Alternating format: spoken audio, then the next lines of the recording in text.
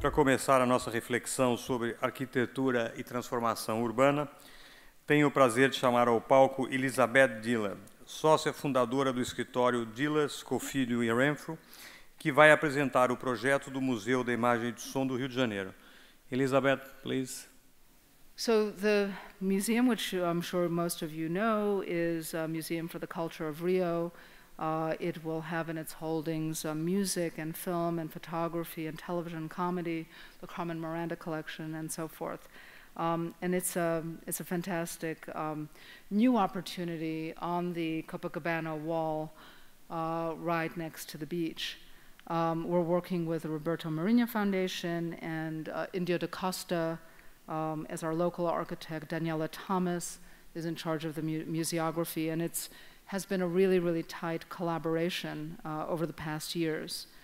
We came to this project, we came to Rio as foreigners, and how do we really understand this culture? How do we make our first steps? In the public imagination, Rio is a place of scenic beauty and hedonistic pleasures, unaffected by the socioeconomic realities of the everyday. At least that's what we thought, until we understood Rio a little bit better. And the contrast of the haves and the have-nots are very, very pronounced. We decided, since our site is right on the beach, and given Rio's diverse population and difficulties in its own urbanization, that the beach was Rio's really truly democratic site. It unifies the city. It's a place of socializing around natural resources, a place of display and spectacle from the scale of the singular suntanned body to that of the mass event for millions of people. And it's this kind of interesting weirdness that this site produces. On one side, it's the sun, it's the body. On the other side is more the mind, and it's dark, light controlled, and everything controlled. Our idea, and when we showed it in the competition stage, I think appealed to the jury. We talked about taking the Avenida Atlantica and the Burle Marx and to actually turn it into a vertical boulevard. And so this was one of the early sketches. And here you could see the lobby, media, social media.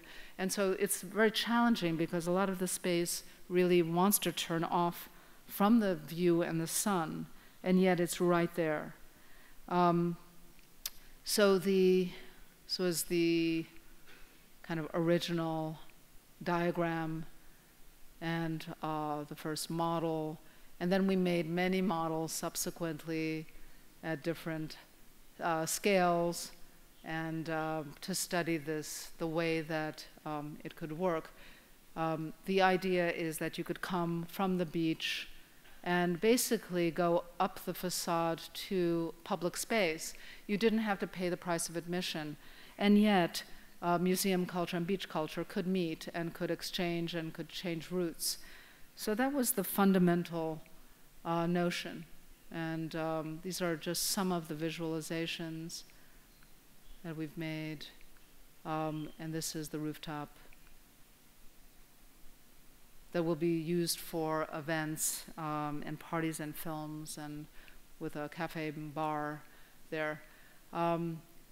This little animation, some of you may have seen, but it kind of, we really, architects often think in a very animated way. What if the street could fold over itself and become the building? And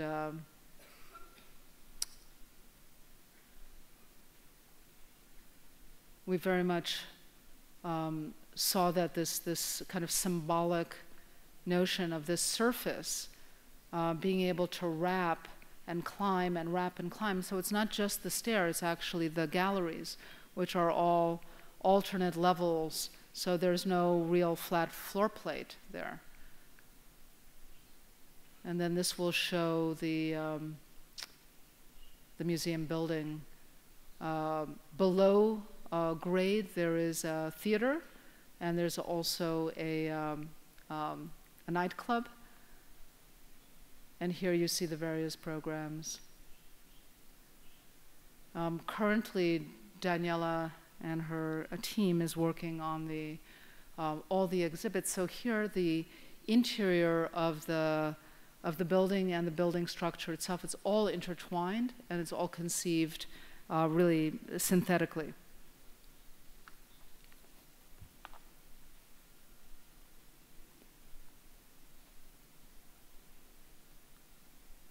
So this is the ground floor plan, and you could see that it just kind of travels inside very seamlessly. And the cross-section here, you could see the theater and a lobby and education spaces, archives, and so forth, and all the way up, and offices also in here, and to the top of the building. So it's that diagram, we've been able to hold on to that diagram through the duration of the building. So making that view a kind of feature, it was very, very important. And this is where there's a kind of similarity to the treatment of the Boston ICA. In a way, the view is there, you don't want to give it all at once, you dispense it in short doses, you basically curate the view. And so this is the way we imagined it, divided into street, beach, water, and sky, north and south, and east. And the facade actually follows those moments and orients itself in those directions so that you can take apart and dissect the view in smaller parts and more abstract parts. So now if we go, so this is that now translated to that interface, the Kobo-Go here, where you're able to only see pieces at a time and never everything. Isso é uma brincadeira que a gente fez, porque quando a gente começou a fazer o museu, a encomenda era para a Pinacoteca do Rio de Janeiro, não era um museu mar. Esse nome mar veio em função até dessa nossa apresentação que nós fizemos para o grupo, em que nós tiramos um pedacinho do mar e colocamos na cobertura. E aí o museu pegou esse nome. E a onda, ela foi uma sacação que a gente teve, a forma que a gente arrumou de juntar duas coisas tão ecléticas, tão diferentes, tão quase que antagônicas, e fazer dessa alegoria, dessa fantasia, um colchão, uma nuvem que uniria as duas arquiteturas e que traria ao museu uma necessidade que os museus hoje têm que ter de serem atrativos, de se tornarem obras icônicas, que tenham alguma coisa diferente. Isso foi uma coisa bastante discutida e nós chegamos à conclusão que o uso do concreto para fazer essa ligação e essa formação de uma imagem icônica era a coisa mais barata que nós poderíamos fazer, em termos de área, em termos de custo, porque o concreto ele funciona com baixo custo. E aí nós posamos a onda em cima dos dois prédios, fizemos uma equalização das alturas, porque um prédio era mais alto que o outro, tiramos o último andar do edifício onde era o hospital e nós equalizamos a altura do último andar da nossa construção da escola com a parte expositiva que está aqui. À esquerda, a escola, as passarelas ligando a escola ao casarão Dom João. E essa onda, ela proporciona, essa cobertura, ela proporciona um grande foyer no meio, que é formado pelas duas construções existentes e por uma cobertura que faz similar de um teto, né? Então, isso deu ao museu, além de uma atração, de uma permeabilidade para as pessoas que estão na praça, penetrarem, se sentirem continuando na própria praça, mas, ao mesmo tempo, percebendo que elas estão num espaço mais protegido, que elas estão num espaço meio privado, já do museu. Aqui era a nossa concepção inicial de fazer a ligação através de bondinhos ao Morro da Providência. Isso durou pouco, porque não deu certo. A primeira concepção da escola, ela foi pensada como se fossem containers, cubos, colocados na estrutura que nós achamos. Nós descascamos toda a estrutura, deixamos ela no osso, tiramos um andar e nós pensávamos em colocar esses módulos em formas de caixa em que as atividades educacionais ocorressem dentro dessas caixas. Aí a dificuldade foi em ter um programa de ensino que pudesse já, ao mesmo tempo que a gente projetasse, que esse programa de ensino acontecesse em paralelo. Isso também não foi possível em função de que vocês imaginam a dificuldade que é fazer um programa de ensino que não existe no Rio de Janeiro e nem no Brasil, que é fazer com que esse museu seja, e hoje ele um foco de atração para todas as pessoas que querem estudar arte como professores, formação de pessoal que vai trabalhar na rede pública, e fazer com que a rede pública de ensino no primário faça com que pelo menos um aluno, durante um ano letivo de qualquer escola pública do Rio de Janeiro, visite pelo menos o mar 2 vezes no ano. Isso nos obrigou a ter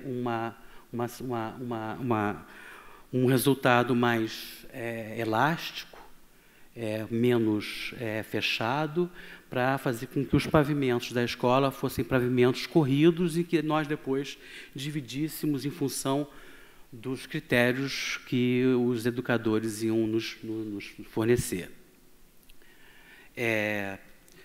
A ligação, a circulação por aqui, sobe, e depois tem uma grande escada aqui, que você ou vai para o auditório, escola, ou você passa numa grande passarela que está ligando o terraço à parte expositiva. Uma pergunta para a Liz e para o Paulo. Atualmente, principalmente depois das manifestações, os protestos de junho aqui no Brasil, nós vimos que o conceito de espaço público não é só um lugar de encontro, uma praça ou um shopping. Pode ser visto como um lugar de ação, e mais especificamente ação política.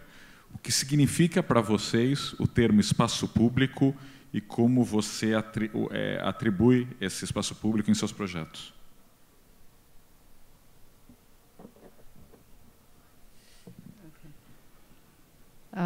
Okay, that's a good question. It's a one that it's not so doesn't have a straightforward answer. Maybe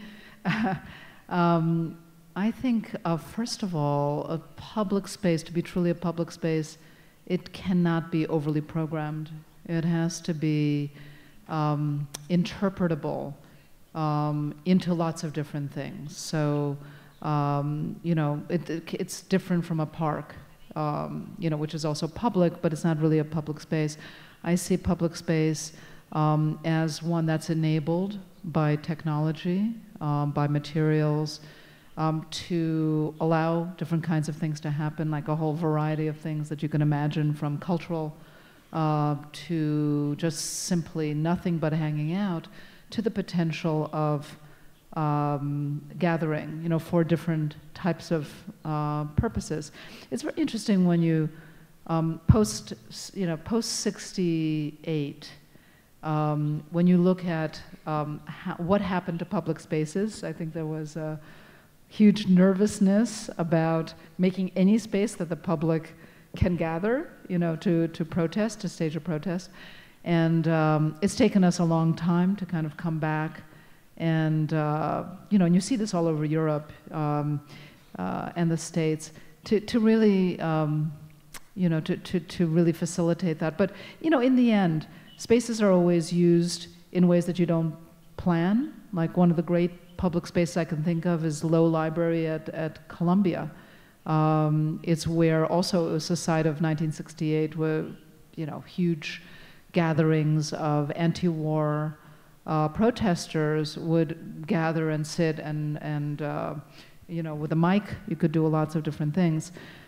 It makes you also think about the Occupy movement, where through the states, any place, you know, that was public, you know, was also a potential target for the Occupy movement. And I think one of my most poignant experiences as an architect was during the Occupy movement.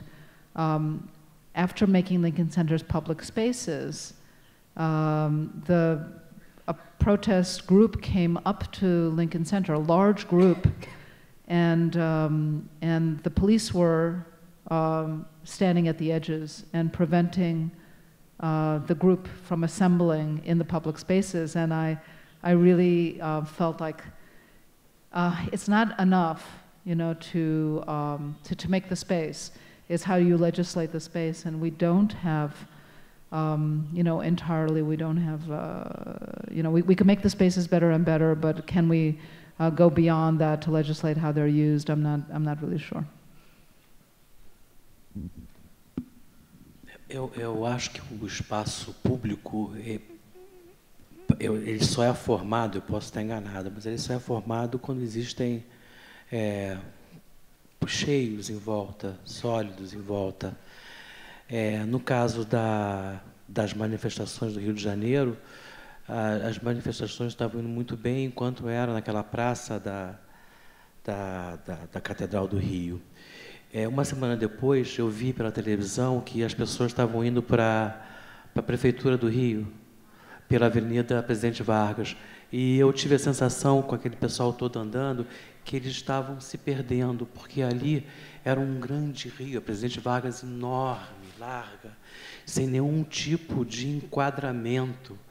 Eles estavam fluindo como se fosse um rio. E eu pressenti, ou ouvi, tive a sensação que aquilo ia dar confusão, por justamente não ter algum tipo de amarração entre as pessoas. Então, espaço público é público sempre, não precisa ter forma, né?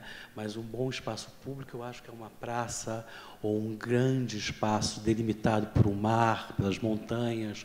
Ele precisa de limites, ele não pode ser tão abstrato, tão fluido.